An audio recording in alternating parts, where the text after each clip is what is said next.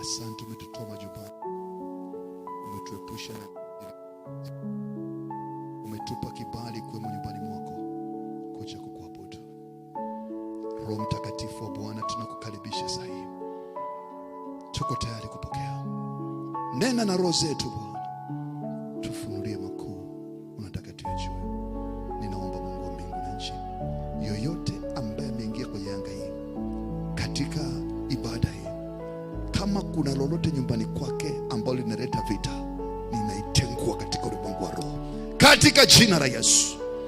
Kama kuna watu wanapanga njama kinyume chake, ninawafuta katika ulimwengu wa roho katika jina la Yesu. Ninaomba Bwana akapate utulivu, kwa sababu ameingia katika malango haya. Bwana, thibitisha neno lako, malaika wa huduma hii akapate kuhudumia watu wako. Nena nasi Bwana, tufundishe leo. Tuko tayari. Karibu Roho Mtakatifu, kwa jina la Yesu, na wote tuseme amen, kiketi kwa furaha. Amen, haleluya. Naomba tuketi. Bwana Yesu asifiwe. Napenda nikukaribishe katika ibada ya Jumapili, na tuko katika mwezi wa pili kihuduma. Ni mwezi wa kutembea katika vazi la utukufu, na napenda nianze na kitu kimoja cha msingi sana uweze kukijua kwenye maisha. Ukisoma kitabu cha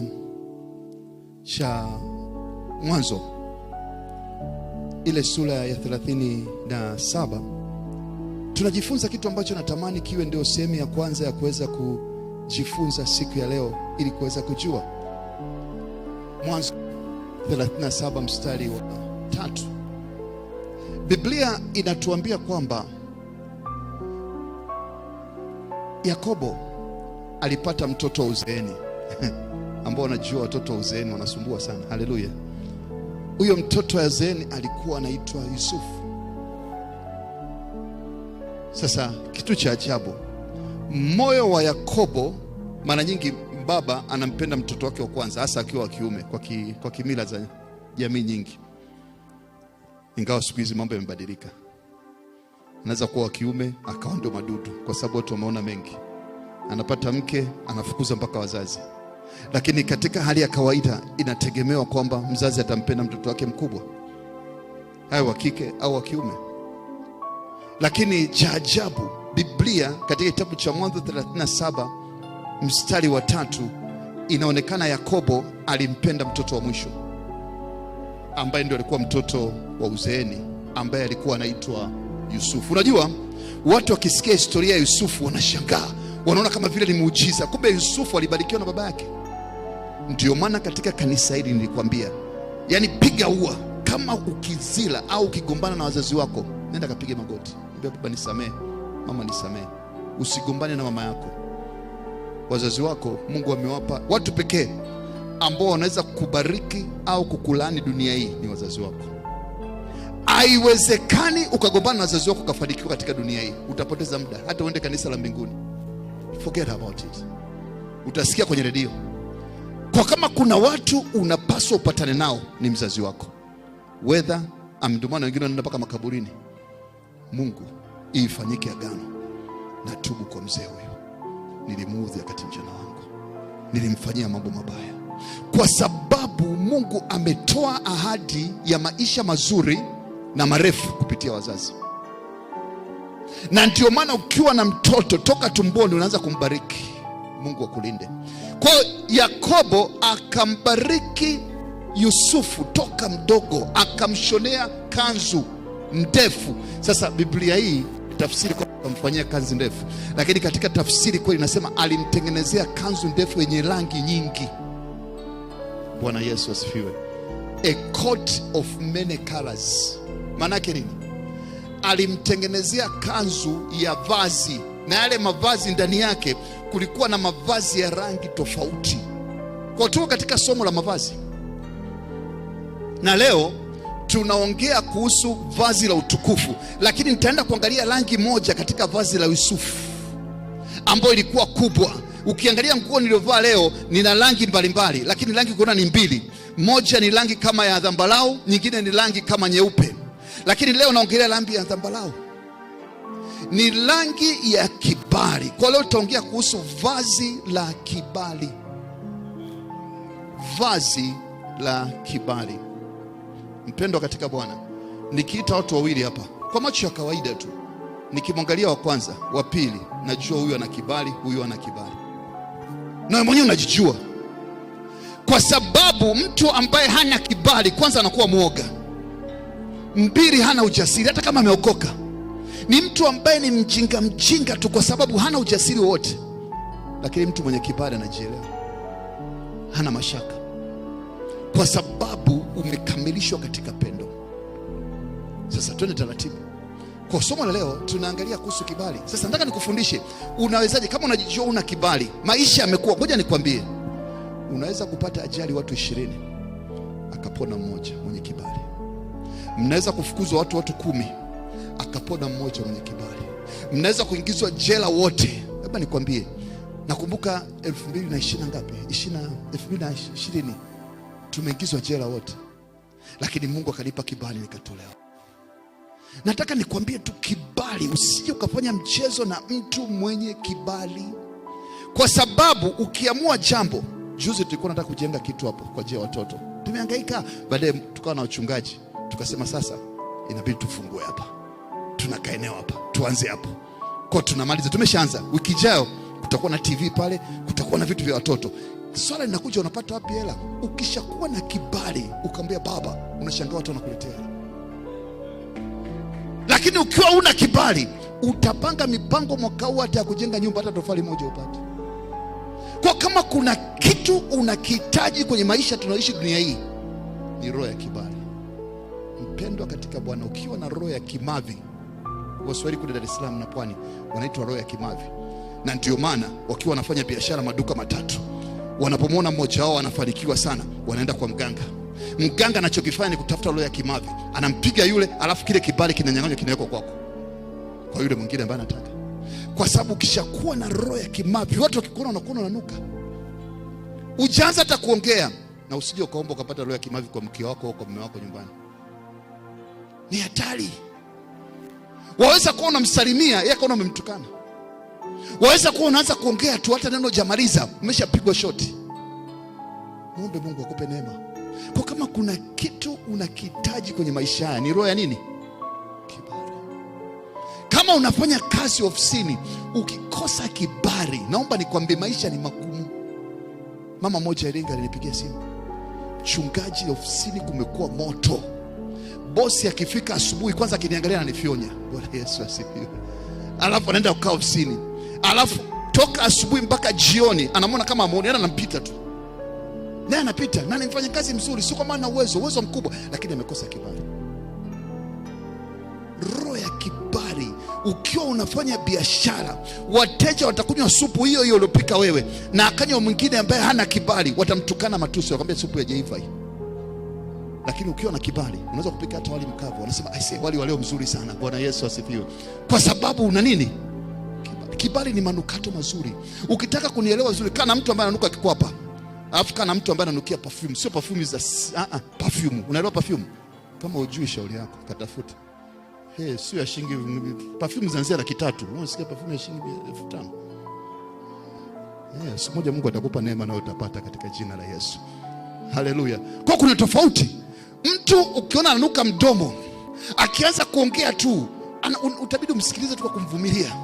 Lakini anakosa kibali. Kwa sababu hiyo ni katika ulimwengu wa mwili. Kwa mtu ambaye hana kibali, ndio anaweza kuwa amevaa nguo vizuri, amepigwa na mswaki, amepiga na perfume, lakini ukimwangalia tu unasikia moyo unakataa.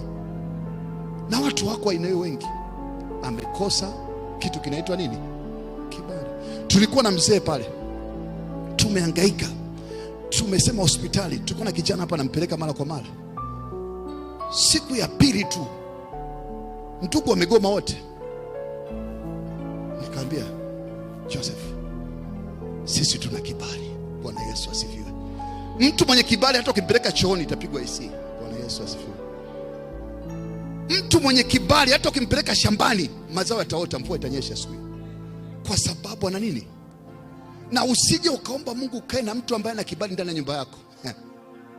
Kila kitu kitabomoka. kila kitu kitasambaratika.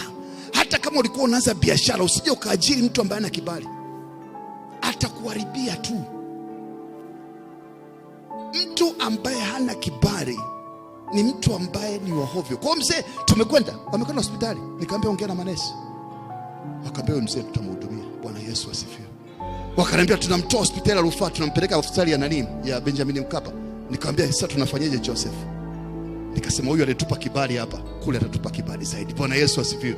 Wakaambia mzee, kaa wiki 3 njoo tukufanyie operation ya milioni 1.2 bure. Ninaita roho ya, hakuna kitu kinachokuwa na thamani kubwa duniani kama kuna jambo unatakiwa muombe Mungu usiku na mchana. Hata kuja kanisani hapa, bora uwai saa 2 kamili, piga magoti, Baba naomba kibali. Unajua kabisa una malana. Kuna watu unajijua, kwani unajijui? Wewe kila ukienda sehemu ni mambo ovyo. Ukiolewa ni ovyo, ukioa ni ovyo. Ukienda kazini ni ovyo, ukae siku 3 watu wanakuchukia. Lazima una kibali. Kwa kama kuna jambo la kumlilia Mungu, Baba naomba. Uzuri Mungu ni mwema. Twende taratibu sasa. Kibali kitu gani? Bwana Yesu asifiwe. Kibali ni kupewa neema ya kushughulikiwa tofauti na watu wengine. Wanaweza kuwa mstari umepanga watu 30, alafu anakuambia wewe njoo, alafu unashughulikiwa, wengine wanaendelea kupiga mstari. Kwa sababu ya nini? Kibali. Sasa hicho ni kibali cha kibinadamu. Tatizo la kibali cha kibinadamu ni moja. Mwanadamu akikupa kibali anataka umlipe faida. Nenda kaulize mabinti, anapewa chakula cha jioni, alafu jamaa anamwambia leo tunaenda kukaa nyumbani kwangu, ukalipia chakula ulichokula. Mwanadamu akikupa kibali lazima utalipia. Mwanadamu hawezi kupa kibali bure, hayupo. Na ndio maana usikubali kibali cha wanadamu. Kuna sehemu nilikuwa na mtu mmoja alikuja akaniambia, nimetoka leo kwenye sehemu kwenye mkutano, yuko serikali za mitaa huko. Nimetoka kwenye mkutano, I said nimeongea vitu pale, watu wamenikubali sana. Nikamwambia brother, hao waliokubali kesho watakufanya nini? Watakungonga. Kwa sababu mwanadamu hajaumbwa kutoa kibali bure. Kama ni kibali, muombe nani akupe kibali? Mungu. Mungu hana iana, akikupa na kuachilia, kwa sababu Yesu maskini. Mwanadamu ana mipaka. Ukiona amekukaribisha chakula mbuzi choma, utakuta na kuangalia unavokata sahani. Hujai kuona kitu hicho? Unakaribishwa njoo kula chakula, unapoanza kupakua mtu anaangalia kile unavopakua mpaka unaogopa, inabidi upakue kidogo. Kwa sababu mwanadamu akikupa kibali anakuwa na kitu ndani. Ndivyo alivyoumbwa. Lakini Mungu akikupa kibali kinakuwa cha kudumu. Lakini sikiliza kwa makini. Mungu anakupa kibali kupitia wanadamu. Tusome kitabu cha Luka sura ya 2 mstari wa 52.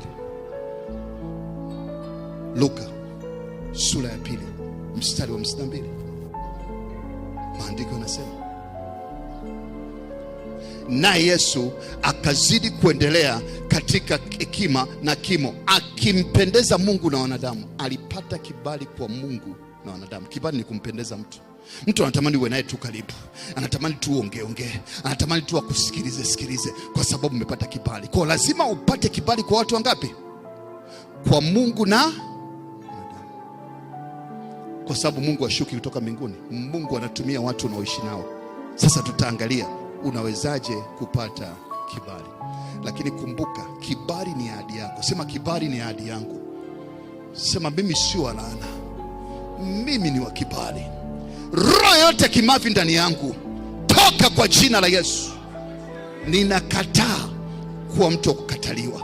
Ninapokea neema kupitia ibada hii kuwa mtu wa kukubaliwa. Kila aina kukataliwa ninafuta leo kwa damu ya Yesu. Kibali ni urithi wako. Kwa nini? Tuangalie kitabu cha Zaburi sura ya 5 mstari wa 12. Zaburi sura ya 5 mstari wa 12. Mungu atambariki mwenye haki. Mungu atamzingira na kibali kama ulinzi. Ulinzi wa Mkristo ni kibali. Kwa nini tunasema Mungu atambariki mwenye haki? Wewe huna haki, lakini Biblia Biblia inasema wote waliompokea aliwafanya kuwa watoto wa nani? Kwa wewe ni mtoto wa nani? Kwa kama ni mtoto wa Mungu, baba yako ndio anatoa vibali, wewe pia una nini? Ila shetani anakudanganya, anakwambia wewe amna kitu hapo. Naomba nikwambie, wewe sio mbegu ya kawaida. Ngoja nikupe mfano mzuri. Ukichukua mahindi ukayatupa babalani hapo nje, baada ya siku 10 kuna mbegu zitaota, nyingine zitafanya nini? Kufa. Wewe sio mbegu ya kufa katika jina la Yesu. Wewe ni mbegu ya kuota na kuwa mti mkubwa kwa utukufu wa Mungu. Haleluya, katika jina la Yesu. Kaa tayari leo kupitia ibada. Inatamani upokee neno la uzima, alafu libadilishe maisha yako, likupe kibali kuanzia wiki leo na kuanzia mwezi huu. Mungu akupe neema. Unafika Disemba unasema nimemwona Mungu wa kibali katika jina la Yesu. Haleluya, Bwana Yesu asifiwe. Mpendwa katika Bwana, kibali kinatoka kwa Mungu. Mwanadamu anaweza kuonyesha wema, lakini ni kwa sababu Mungu amemwambia. Mtu mmoja anipigia simu juzi, mchungaji, nimefukuzwa shule, sina namna, naomba nisaidie ada. Ni mtu si namjua, lakini sio sana, nisaidie, nimekwama. Kaambia kaka, bahati mbaya ni moja, sio kwamba sina hela, sijapewa kibali cha kukupa hela. Bwana Yesu asifiwe. Kwa msore, pambana. Bwana Yesu asifiwe. Kama Mungu hajatoa kibali, hakuna mwanadamu anaweza kusaidia. Hakuna mwanadamu. Unaweza kwenda hata ndugu yako kabisa, ana uwezo, ana pesa zote duniani, unaweza kuzijua, alafu unaenda anakutukana. Hakuna kibali. Naomba nikwambie, kama kuna mtu wa kumwomba kibali ni Mungu. Usimwombe mwanadamu. Ukimwomba Mungu ataongea na nani? Mwanadamu. Sio mwanadamu. Mwanadamu ni mtumishi tu, ila Mungu anapitia wanadamu kwa ajili ya kukupa kibali wewe katika jina la Yesu. Kuanzia wiki hii ninaona Mungu akikupa kibali katika shughuli zako kwa jina la Yesu. Ile biashara iliyokwama kwa muda mrefu, Mungu anaenda kuifungua leo kwa jina la Yesu. Roho yoyote ya kizuizi iliyokuwa imezuia, tunaivunja kwa ulimwengu wa roho kwa jina la Yesu. Damu ya Yesu inaonena mema, itaenda kufungua milango iliyofungwa katika jina la Yesu, kwa maana kibali kinatoka kwa Bwana. Kitabu cha Warumi ile sura ya 9 mstari wa 15 mpaka 16 inasema, 9:15 mpaka 16 anasema, Mungu anaongea, anasema nitakuwa na rehema kwa yeye nimlemuye, nitakuwa na huruma kwa yeye nimhurumiaye. Mpendwa katika Bwana, anayerehemu, anayetoa kibali sio mwanadamu. Nuhu alikuwa pamoja na watu wengine duniani, lakini Biblia inasema Nuhu akapata kibali kwa Bwana na akafanya mambo makubwa kuliko unaweza kufanya katika jina la Yesu. Haleluya. Ninaona Mungu akikupa kibali cha mipenyo wiki hii katika jina la Yesu, na unapoitikia ameni ya nguvu, ndivyo itakapotokea kama Bwana alivyoishi katika jina la Yesu. Haleluya, Bwana Yesu asifiwe. Tuangalie, nimekwambia nikiwaita watu wawili hapa, huyu hapa na huyu hapa, nikimwangalia wa kwanza najua hana kibali, haendi mbali. Hata umpe mtaji wa milioni 1 leo, baada ya miezi 3 anakuja kuomba msaada. Lakini ukimwangalia huyu mwenye kibali, unajua huyu hata ukimpa shilingi 100,000, shilingi 50,000, baada ya miezi 3 atakuwa amejenga mtaji wa milioni 10, kwa sababu ya kibali. Watu ni wale wale, lakini mmoja na kibali cha Mungu, mwingine hana. Sijajua katika kundi gani. Unajijua, kwa sababu maisha yao huwezi kusema ni tofauti na mwingine. Unajua mapambano aliyopata baba yako, aliyopata mama yako, unajua. Hizo roho hazitofautiani, zinakwenda. Unajua nini umepitia mpaka leo. Haleluya. Cha kwanza, mtu ambaye hana kibali ni mtu ambaye anapambana sana. Unashangaa anatoa jasho sana, lakini hakuna matokeo. Anahangaika. Sio kwamba ni mzembe, sio kwamba analala vibaya. Ni mtu anapambana kweli. Yaani ukimwangalia mpaka unamwonea huruma, lakini hamna cha kuonyesha. Miaka inakwenda, mapambano na kuendelea. Analima mashamba kila siku, mara amekuja nyuki, mara amekuja wadudu, wamekuja sijui nini, sijui alichukua mbegu mbovu, story tu za kituko tu. Ameanzisha biashara, mara alikuja wezi wakaiba. Ameanzisha kazi, anashangaa mara imetokea. Yani kila kitu ni story tu. Mtu huyo hata umpe mbegu ya kulima, ukamlimia 50, alafu akwambia brother, hizi hapa mtaji wako huu, ukatia na mbolea, ukaita na wafanyakazi, baada ya kuvuna. Nakumbuka mmoja Morogoro hivyo hivyo, hana kibali na akawa mbishi. Nikamwambia brother, haya mambo yanahitaji maombi kaka. Haya mambo hatuendi hivi hivi, labda uende kwa mganga kienyeji utapata kwa muda, lakini shetani lazima umtumikie pia. Akaniambia bwana, mimi nisikiza, mimi nimeshapata mpango. Amepata pensheni yake, akaenda kulima eka 100 za mpunga. Akalima vizuri, mpunga ukanawiri. Mwaka ulikuwa na mpunga mzuri sana. Akavuna, akaupeleka galani. Akaniambia, Sako, aisee, mimi nilikwambia ni juhudi tu. Yaani ukifanya kazi kwa bidii lazima mambo yajibu. Mimi si nilikwambia? Wewe unaongea Mungu nini? Akaniambia hamna tatizo brother. Baada ya miezi 3 nilikutana naye analia. Nini? Bwana, niliweka mzigo galani na nikamweka mlinzi ni polisi. Yaani alikuwa anahusiana na polisi. Alafu nilipokuja siku moja baada ya miezi kuleta wateja kwa ajili ya kununua ule mzigo, nikafungua gala nikakuta hamna kitu galani. Jamaa wamekuja usiku, wametia masemitrela, wameondoka na mzigo wote. Anasema brother, nimechanganyikiwa. Pension yote nimetumbukiza shambani.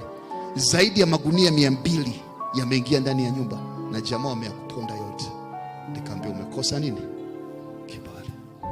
Waweza kuwa na bidii kubwa, ukaanzisha biashara ya kuuza hata mandazi, watu wakanunua mara ya kwanza, mara ya pili, lakini kama una kibali utashangaa hela zote umeziangusha barabarani. Umekosa roho ya kibali. Vibaka wakaja wakakuibia. Sio kwamba utakuwa na bidii, itatokea matokeo, lakini hakuna kitakachoonekana. Unamaliza kuuza mandazi unapigwa na nyoka. Roho ya kukosa kibali. Na mtu unamuona. Aina ya pili au jambo la pili ni mtu ambaye anakataliwa. Akianza kuongea watu waambia wewe kaa kimya wewe. Ni mtu mnyonge kwa sababu hakuna anayemkubali. Kila anapoenda anakataliwa. Toka akiwa tumboni babake mmoja alimkataa wengine. Baba akasema huyu sio mtoto wangu. Mbona mke wangu kama sio? Mbona tufanani na watoto wengine? Bwana Yesu asifiwe. Toka mdogo amefanya nini? Kataliwa. Wengine hata akiwa wakubwa unashangaa amekataliwa. Akienda darasani anakataliwa. Akienda kufanya kazi anakataliwa. Interview ikitokea amefaulu vizuri wanakata jina pale juu yake. Roho ya kukosa kibali. Lakini jambo la tatu ni mtu ambaye anafanya kazi kwa bidii lakini milango haifunguki. Unajua unapoanza kuuza mandazi tunategemea baada ya miezi 6 hivi ufungue kamgawa basi. Unapoanza kuuza mandazi tunategemea baada ya miezi 6 uanze kufanya vitu vingine vya maana, mwaka mmoja uanze kufanya mambo makubwa. Lakini tunakushangaa mwaka wa kwanza mandazi, mwaka wa pili mandazi, mwaka wa tatu mandazi, mwaka wa 4 uko vile vile, hamna milango iliyofunguka. Ulipata kazi moja, kila siku kazi yako ni hiyo, mshahara huo huo, mwaka wa kwanza, mwaka wa 5, mwaka wa 6, hamna kinachoendelea. Ulifungua biashara moja, biashara ni hiyo hiyo, mwaka wa kwanza, mwaka wa pili, wa 3, wa 4, wa 5. Maana yake kuna roho imekamata kibali chako. Bwana Yesu asifiwe. Ukiona una dalili hizo 3, maana yake umekosa roho inaitwa nini? Kibali. Agar wanamjua Agar. Agar alikuwa ni mtoto mke wa alikuwa mjakazi wa Abraham na akazaa mtoto na Abraham. Alipambana sana yule dada akupata kibali mpaka akataka kufa. Watu wengi wanakosa kibali wanataka kujiua. Ukisikia mtu anajiua, ukisikia mtu anataka kunywa vidonge, amekosa kibali. Kwa sababu anaona anapambana, sio kwamba tofauti, anaona mwenzake anakwenda vizuri. Yeye akigusa chochote kinakuwa lazima kitakuwa na uzito tu. Lazima, yani akifanya lolote lazima litakuwa na kitukio. Ni mtu wa matukio.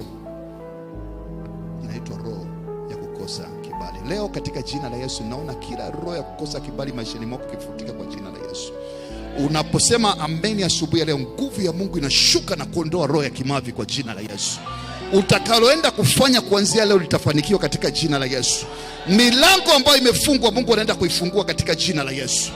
Kila vita vilivyoinuka kinyume chako Bwana anaenda kuvisambaratisha katika jina la Yesu. Maadui waliopambana na wewe Mungu anaenda kufanya marafiki zako katika jina la Yesu. Na neema ya Mungu inaenda kuinua kwenda kiwango kingine katika jina la Yesu. Kwa sababu Bwana amekusudia kukupa kibali, ndio maana ameleta neno kwa ajili yako. Haleluya. Bwana Yesu asifiwe. Sifa za mtu ambaye ana kibali. ukimwona tu unajua huyu ni mtu ambaye Mungu amempa kibali. Ni mtu ambaye anapoanza kufanya jambo lolote milango inafunguka. Akianza biashara mandazi, anashangaa watu wanamuita, wewe unapika mandazi mazuri, wewe unatuletea na oda na huko, wewe unatuletea na oda na huko. Ana kibali. Watu wanapiga foleni kwenda kutafuta amletee biashara yake. Milango isiyokuwa ya kawaida inafunguka katika maisha. Kitabu cha Esther sura ya 5 mstari ya 2. Tunamwona Esther alikuwa amekosa nafasi kwa mfalme, lakini Biblia inatuambia Mungu akampa kibali Esther mbele ya mfalme Ahasuerus. Na mfalme, niambie, mfalme anakuambia, yani Esther ni mwanamke huyo, anamwambia naweza kukupa mpaka nusu ya nini?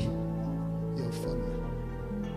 Milango isiyokuwa ya kawaida, njia zisizokuwa za kawaida, mipenyo isiyokuwa ya kawaida inafunguka. Mtu mwenye kibali. Tofauti ya tajiri na maskini sehemu kubwa, naomba nikwambie, ni kosa kibali. Ukiona tu mtu anakwenda mbio, ujue ni kwamba amepata kibali. Kibali ni kitu cha tofauti sana. Na ndio maana watu tunasema atugombani na wanadamu, kwa sababu anayekupa kibali ni mwanadamu. Asikudanganye mtu, usije kugombana na watu. Jifunze kutogombana na mtu yote katika maisha yako. Hata kama ni shetani kabisa, unaona anaabudu kwenye masanamu, usigombane naye.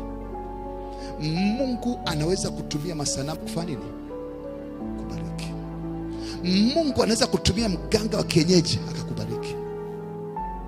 Wote ni watu wa Mungu. Bwana Yesu asifiwe.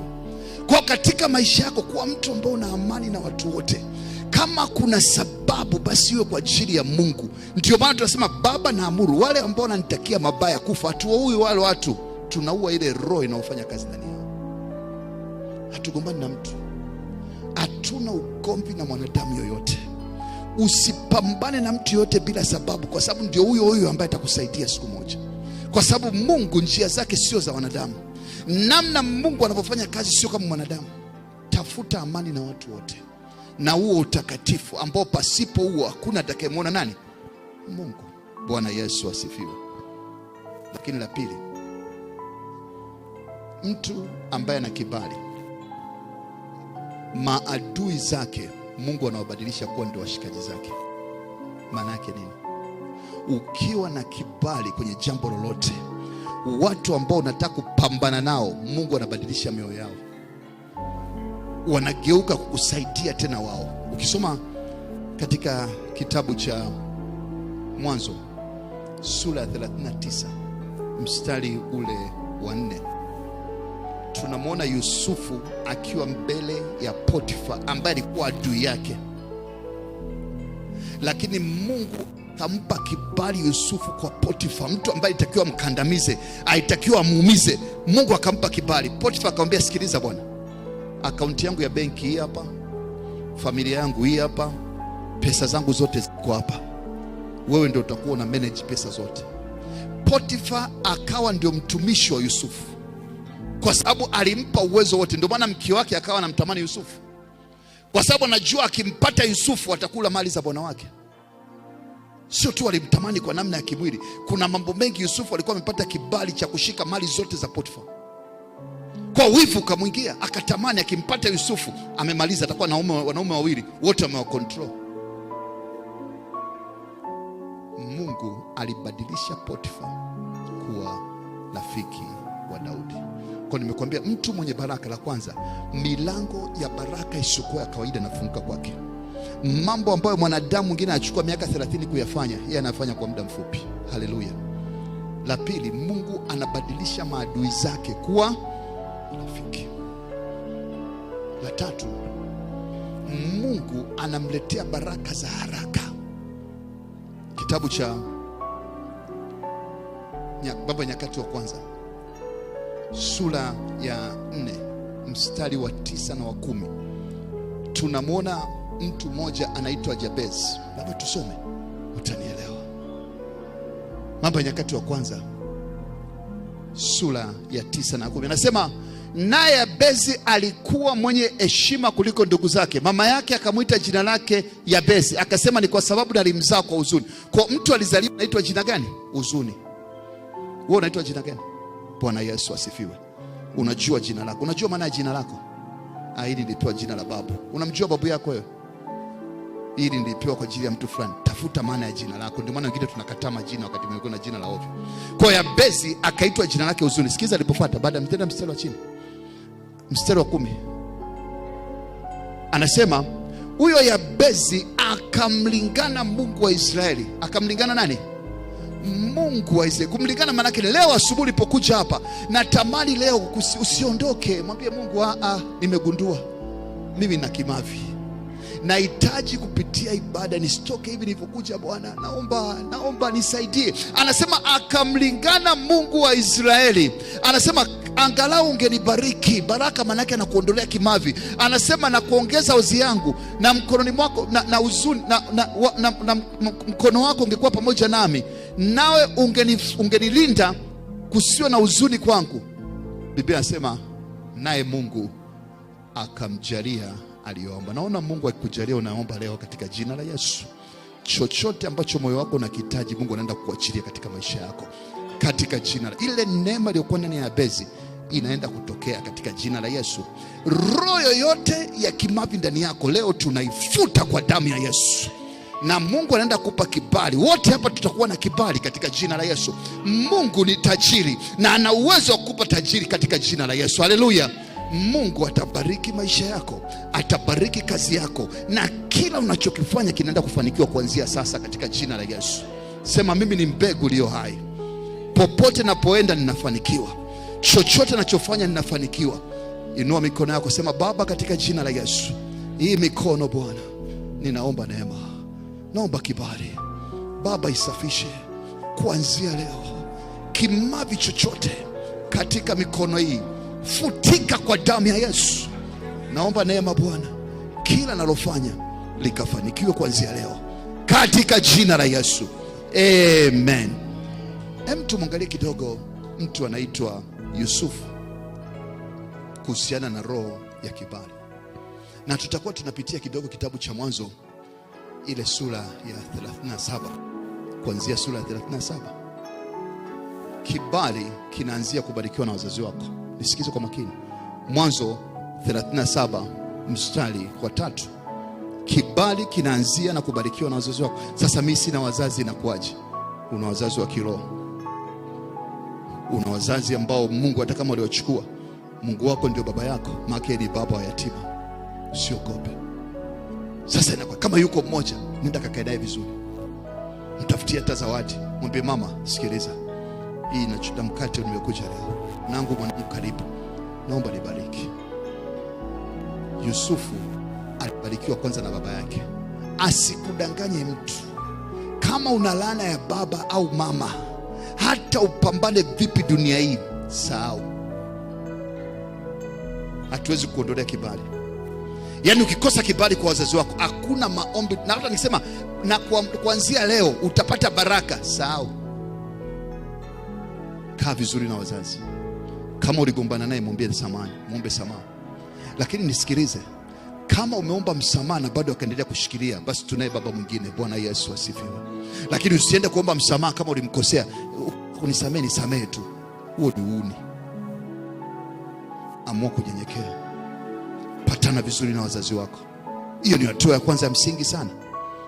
Ninaona kuanzia leo wazazi wako kubariki kwa jina la Yesu. Yule uliyogombana naye, Mungu anaenda kumwachia neema kwa jina la Yesu. Haleluya. Lakini ukishatoka hapo, umebarikiwa na wazazi. Kwa cha kwanza lazima uweke msingi vizuri, usije ukafanya makosa. Mambo ya baraka yanaenda pia. Mimi kuna wakati naweza kwenda kwa mama yangu, bado hapo baba alishatangulia, naambia mama, niwekee tu mkono huko mjini na kuenda huko, sijui kuna nini mwanangu, basi niko vizuri. Bwana Yesu asifiwe. Kwa sababu Mungu na baraka nani? Ya mzazi. Hiyo la kwanza. La pili, Mungu anakupa kibali kwenye kazi unayoifanya. Kama ni mwajiriwa, Mungu anakupa kibali kwa bosi ule naye. Kama ni mkulima, Mungu anakupa kibali kwenye ardhi unaenda kulima. Kama ni mfanyakazi, Mungu anakupa kibali kwa wale ambao wanakusimamia. Kama ni mwanafunzi, Mungu anakupa kibali kwa walimu. Ukikosa kibali, maisha ni magumu. Kitabu cha Mwanzo sura ya 39 mstari wa 4. Biblia inasema Yusufu akapata kibali kwa Potifa. Mungu akupe kibali kule unakofanyia kazi katika jina la Yesu. Mungu akupe kibali kule shamba unaolima katika jina la Yesu. Mungu akupe kibali kwenye kazi za mikono yako katika jina la Yesu. Lakini kitabu cha Mwanzo 39 mstari wa 21, Biblia inasema kwamba wakati huo Yusufu alikuwa amekamatwa, amefungwa gerezani kwa sababu ya kosa la ubakaji ambalo kulitenda. Na alipokuwa kule gerezani ndani amefungwa kwa kosa la ubakaji ambao kulitenda, badala ya kulia Yusufu akulia. Mtu ambaye ana kibali alalamiki. Kuanzia leo usikubali roho ya mang'aniko. Unajua biashara hii, usipende kuelezea. Wewe sio mwanasiasa. Penda kuchukua na kumwamini Mungu katika mambo makubwa kulingana na kile unachokifanya. Yusufu alitulia. Biblia inasema Mungu akampa Yusufu kibali kwa nani? Mkuu wa gereza. Kibali. Ninaona Mungu akupa kibali kwa unayaji wako katika jina la Yesu. Haleluya. Kwa sababu Mungu, lakini mwishoni tunaona katika kitabu cha Mwanzo sura 41 mstari wa 39 na 40, Mungu akampa kibali Yusufu kwa mtu anaitwa Farao. Watu wa nyingi wakipata uteuzi katika nchi au vyeo vikubwa, huwa nawaambia hivi, kuna kitu kinaitwa appointment, uteuliwa. Umeona kwenye magazeti wanaandika ameteuliwa. Alafu kuna kitu kinaitwa anointment, kutiwa mafuta, ni kibali. Unaweza kuteuliwa leo kwenye ofisi au kwenye kazi fulani, au ukapata hata kibarua, ukapata ajira, lakini kwa sababu huna kibali watakufukuza baada ya siku mbili. Kwa kama kuna jambo unatakiwa uliombe, sio kuteuliwa, unatakiwa uombe kibali. Ukishapata kibali, mengine yote yatakwenda katika jina la Yesu. Sema, kibali kinanifuata mimi katika jina la Yesu. Wema na fadhili za Bwana, roho ya kibali inafuatia maisha yangu kuanzia sasa na hata milele katika jina la Yesu. Mimi sio wa laana, mimi ni wa kibali. Mimi sio wa chini, mimi ni wa juu.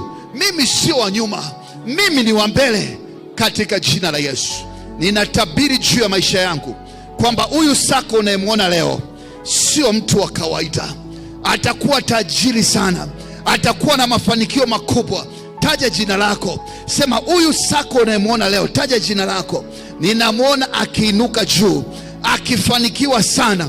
Kizazi chake kitakuwa kimefanikiwa katika jina la Yesu, maana ni mtu aliyebarikiwa na Bwana.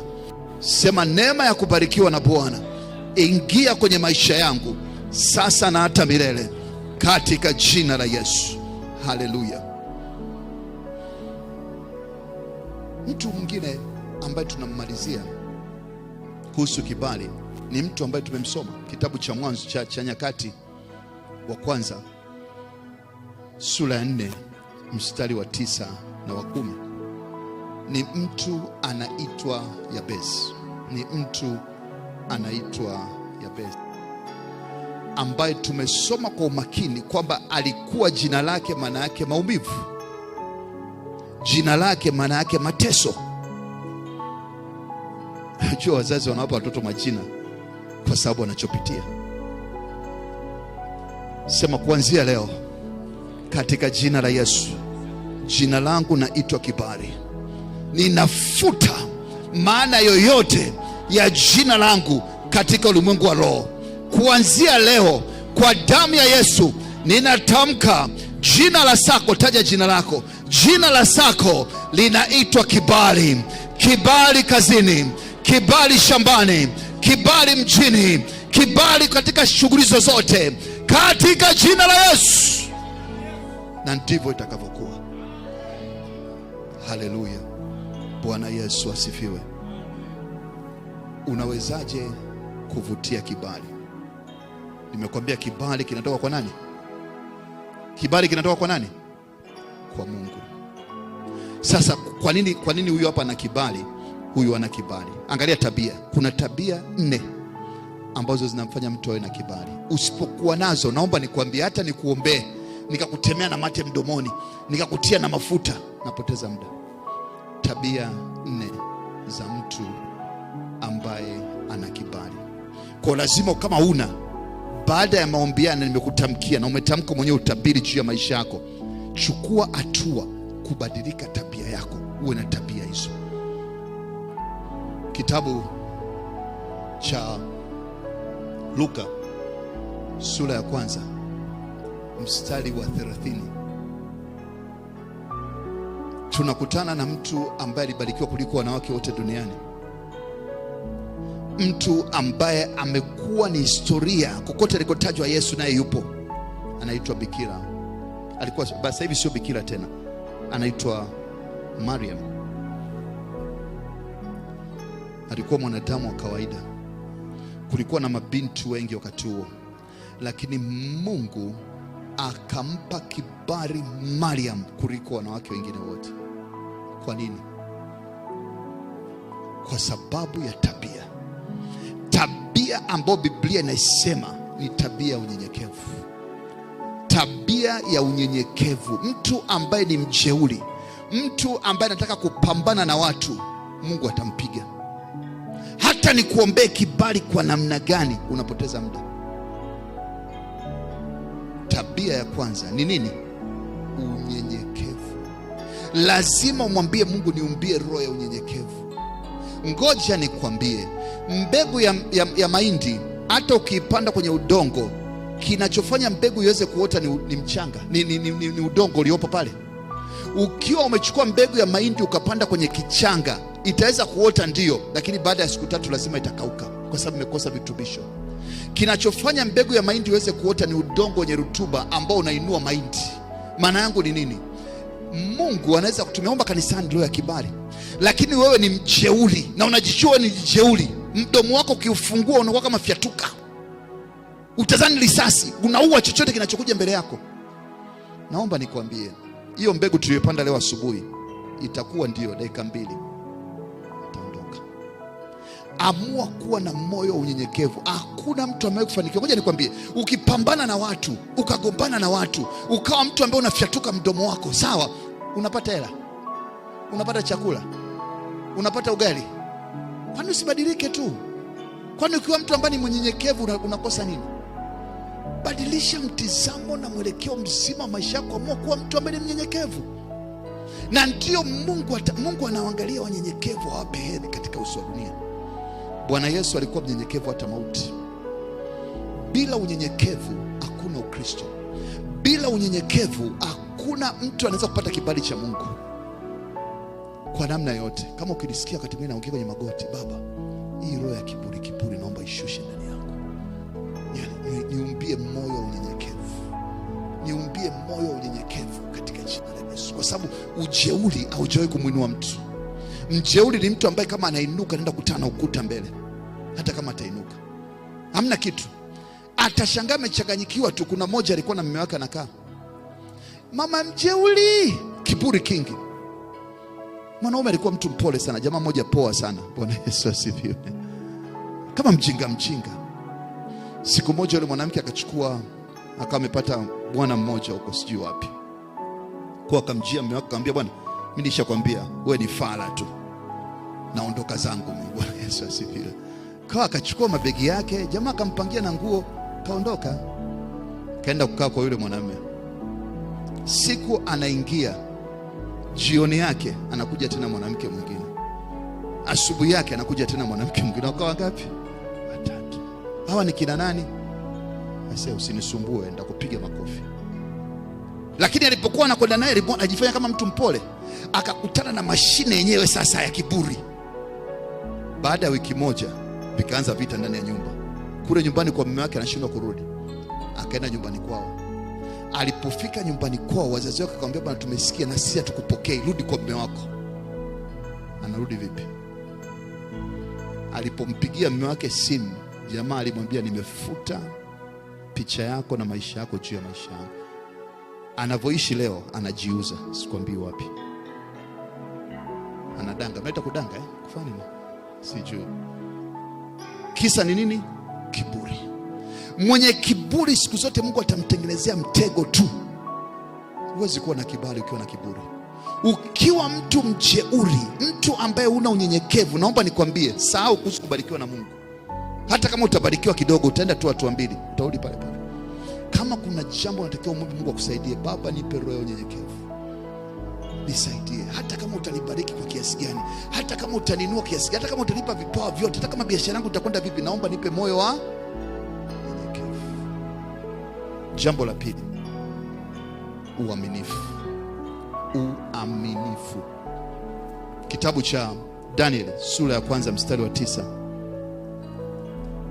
inaeleza jinsi ambavyo Mungu alimpa kibali Danieli kwa sababu alikuwa na uaminifu. Ngoja nikwambie ukweli, wala sikufichi. Ukikaa na watu wawili, huyu wa kwanza na huyu wa pili, mimi wanapenda kujaribu watu. Cha kwanza naweza kuzidisha hela makusudi, tunashangaa mtu amekisha. Najua hapa hata umpeleke mbinguni, huyu mtu hawezi kufanikiwa. Cha pili, mpe hela, hawezi kurudisha change. Mambo madogo tu. Yaani ukitaka kujua mtu ana moyo wa uaminifu au hana, ujue unaanzia hapo. Ukiona mtu ajao mwaminifu kwenye mambo madogo, hata umpe mambo makubwa, huyo mtu ni wahovyo. Atakupiga tu. Ni muda tu. Na mtu ambaye sio mwaminifu, mpendwa katika Bwana, hata tukuombee baraka kiasi gani hapa, sawa, utasikia kwenye redio, utakwenda ndio, lakini muda sio mrefu utanyauka. Kwa ili upate kibali, lazima ujenge misingi ya uaminifu, kwa sababu Mungu tunamtumikia ni mwaminifu. Jambo la tatu ni utii. Utii wa neno la Mungu. Leo tunahubiri kuhusu kibali. Mtu ambaye hana utii, bwana tumezoea kuhubiriwa mambo. Mbona nilihubiriwa hata wiki iliyopita? Mbona nimesikia hata kuhusu kibali? Analichukulia kirahisi. Lakini mtu ambaye ana utii ni mtu ambaye akisikia neno la Mungu anasema, leo Mungu ameamua kuongea na mimi kuhusu hili jambo. Bwana nisaidie. Analichukulia kwa umakini, serious. Hana masiara na kitu ambacho Mungu anaongea naye. Kitabu cha Mwanzo sura 22 mstari wa 18. Mungu alimbariki Abraham na kizazi chake chote kwa sababu ya jambo moja, utii. Mungu akiongea na roho yako kupitia madhabahu, hakikisha unaibeba kama kitu cha maana. Na wiki nzima, mfano tumeongea wiki hii, inabidi wiki nzima uendelee kumwomba Mungu kwa ajili ya mambo matatu: unyenyekevu, uaminifu. Hata kama ulikuwa unabadilika. Unyenyekevu, uaminifu, utii. Jambo la mwisho, sikiliza kwa makini. Tumesoma katika kitabu cha Mambo ya Nyakati wa Kwanza sura ya 4 mstari wa 9 na wa 10, habari ya mtu anaitwa Jabezi. Jabezi alikuwa mwaminifu. Sikiliza kwa makini. Alikuwa mnyenyekevu, alikuwa anamtii Mungu, lakini bado hakubarikiwa.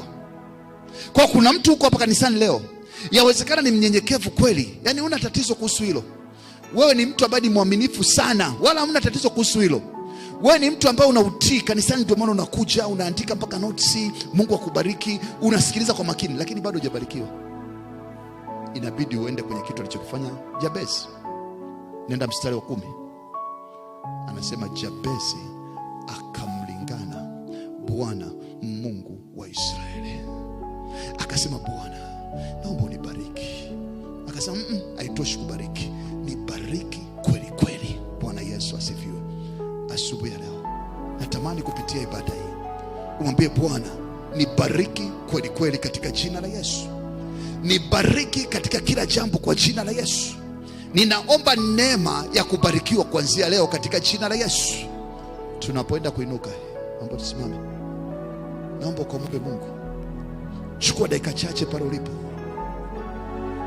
Kwa viwango vingine nataka nikuabudu, chini ya mbawa zako nioze kichwa changu.